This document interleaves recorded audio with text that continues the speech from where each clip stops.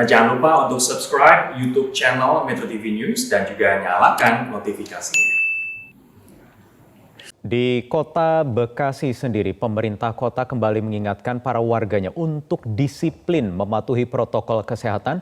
Terlebih lagi, ada 14 pejabat di pemerintahan Kota Bekasi yang positif COVID-19 dan sedang menjalani isolasi maupun perawatan di rumah sakit. Kita sudah terhubung dengan salah satu pejabat di pemerintah Kota Bekasi yang sedang menjalani isolasi mandiri karena positif COVID-19. Ada Inspektur Kota Bekasi Widodo Indriantoro. Selamat malam, Pak Widodo. Sudah hari keberapa Pak Widodo menjalani isolasi mandiri? Kalau saya sudah selesai isolasi mandirinya, sudah dinyatakan negatif. Itu udah lebih seminggu yang lalu saya dinyatakan negatif, tanggal 23. Sudah 2 kali negatif, Pak Widodo? Iya betul. Ya, betul. Sudah. Oke. Kemudian ada 13 rekan-rekan di pemerintah Kota Bekasi yang juga terpapar COVID-19. Bisa Anda ceritakan rentang waktunya kapan atau kira-kira dari mana para pejabat di Pemkot ini terpapar COVID-19, Pak? Ya, pertama pada sekitar tanggal awal-awal bulan Juli, tanggal 6 gitu ya, hari Senin. Memang awalnya di staf inspektorat ada yang terpapar. Kemudian dari semua karyawan aparatur inspektorat kita swab dan ternyata saya dan ada satu rekan yang terkena. Nah, langsung pada saat itu hasil swab Senin, Rabu saya masuk ke rumah sakit umum daerah. Langsung dilakukan pemeriksaan dan langsung dilakukan isolasi mandiri selama 9 hari. Kemudian ada beberapa rekan-rekan juga dengan rentang waktu antara 1 sampai 2 hari yang terpapar. Tapi tidak semua ke RSUD, tapi ada yang juga isolasi mandiri di rumah masing-masing. Demikian, kabarnya Pak. ada juga 2 aparatur yang meninggal dunia, Pak. Apakah termasuk dari ke-14 orang ini? Tidak, Pak. Itu di luar yang 14 orang itu, Pak. Yang 14 orang ini sudah dinyatakan negatif semuanya, Pak. Dan 2 orang itu memang di luar yang 14 orang tersebut.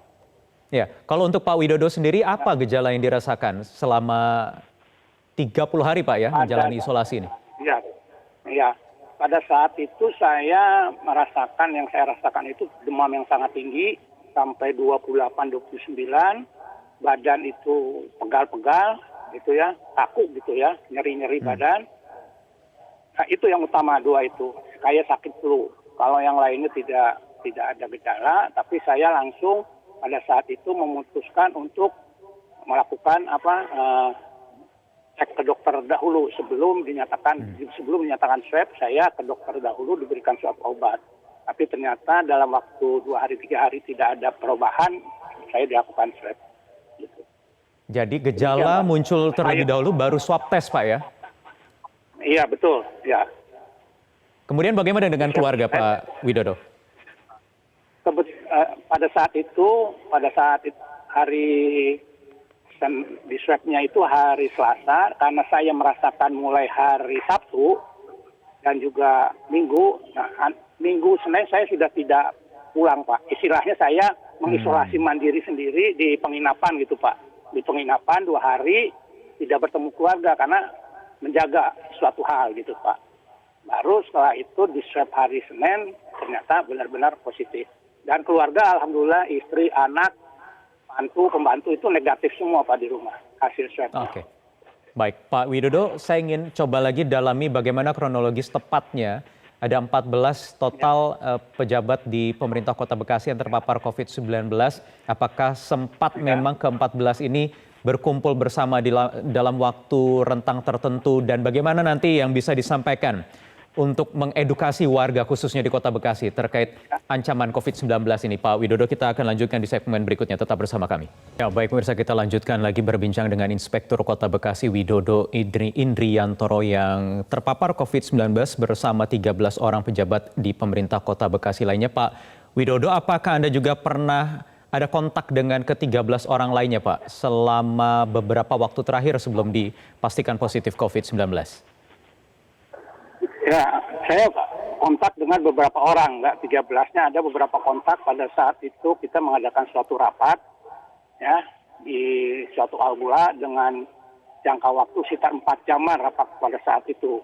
Dan ternyata dari disitulah terkena beberapa orang termasuk saya, termasuk dari yang salah satu pejabat di Irban juga dan staf kami, dan juga ternyata bahwa dari teman-teman yang ke-13 orang itu juga ada suatu pertemuan-pertemuan, Pak, di dalam suatu ruangan yang tertutup ber-AC. Disitulah kelihatannya mulai ada penularan-penularan, Pak, sehingga terpaparlah sebanyak 14 pejabat tersebut. Yang itu yang saya rasa mungkin dari situlah pertemuan-pertemuan di situ yang jangka waktunya sampai 4 jam atau 5 jam. Nah, terlalu lama di situ, Pak. Begitu, Mas.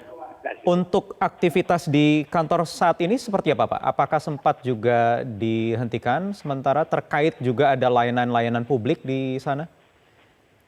Ya, kalau waktu saat itu di inspektorat kita hentikan dulu, kita bersihkan dulu selama 3 hari. Dan sampai saat ini pun yang masuk menggunakan pola WFA, dia tidak berkerumun lah istilahnya, diatur jenis pekerjaannya. Sedangkan kalau pelayanan sekarang sudah mulai berjalan, meskipun ada beberapa pejabat juga di sektor pelayanan yang terkena, memang ada 4 orang, tapi tetap pelayanan itu dilakukan dengan menggunakan protokol-protokol kesehatan yang lebih diperketat lah, yang lebih diperketat dalam rangka pelayanan-pelayanan tersebut yang langsung berhubungan dengan masyarakat. Ya.